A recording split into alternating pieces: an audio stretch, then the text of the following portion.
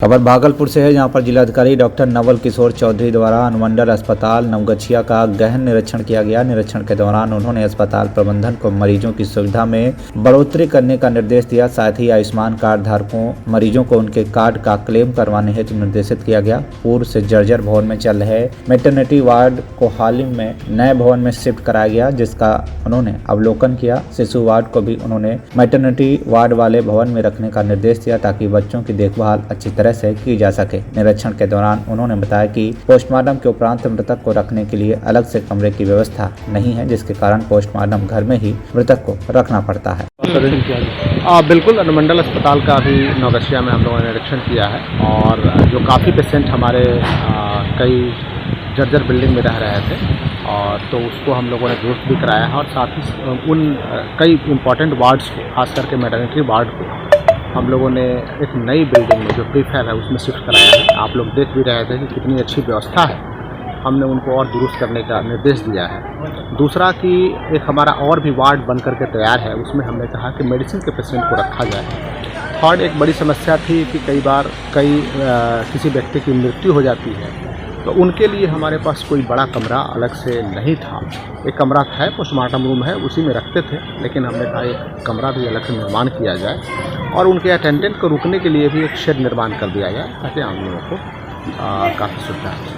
तो लवारी से लाश ऐसे को व्यवस्थित करने के लिए जगह नहीं है और न उसका सामान है नहीं, उसके लिए है कि हमारे पास जो पोस्टमार्टम रूम है उसमें रखते थे, लेकिन उससे पहले भी हमने कहा ये कमरे का निर्माण हो जाए ताकि लोगों को अच्छा रहे, लोगों को सुविधा मिल सके। दूसरा, डीप फ्रीजर की व्यवस्था करने के लिए भी मैंने निर्देश दिया है और इस सर बगल में शिशु अस्पताल बन रहा है, उसको कब तक चालू होने की रेडी रहो। और शिशु और अस्पताल जो हमारा है, अभी जो हम लोगों ने मैटरनिटी वार्ड में शिफ्ट किया है, उसी में हमने कहा शिशु को अलग से रखिए, क्योंकि माँ और बच्चे दोनों साथ ही रहते हैं।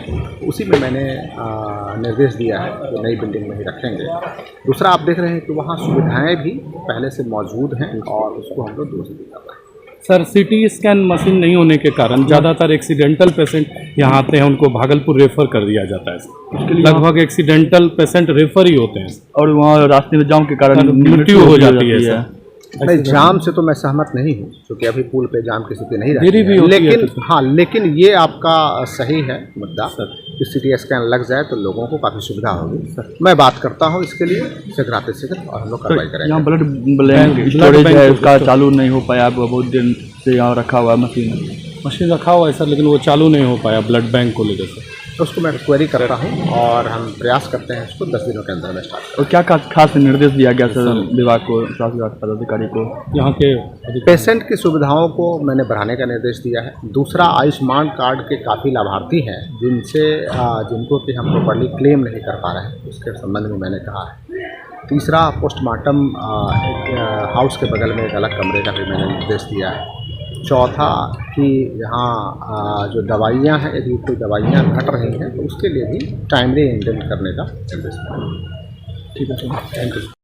निरीक्षण हुआ जमीन का, और फिर जो पार्क बन रहा है मिनी पार्क, उसके लिए क्या? जो पहला तो अनुमंडल कार्यालय में मैं देख रहा हूँ कि अप्रोच रोड नहीं है और दूसरा कि कैंपस डेवलपमेंट नहीं है, जिसका कि अभी हम एग्जामिन भी करवा रहे हैं, क्योंकि कोई भी बिल्डिंग बिना अप्रोच रोड के और बिना कैंपस डेवलपमेंट के नहीं बनती, कैसे हुआ। और यदि एस्टीमेट में प्रोविज़न नहीं है हम लोग उसको कराएंगे।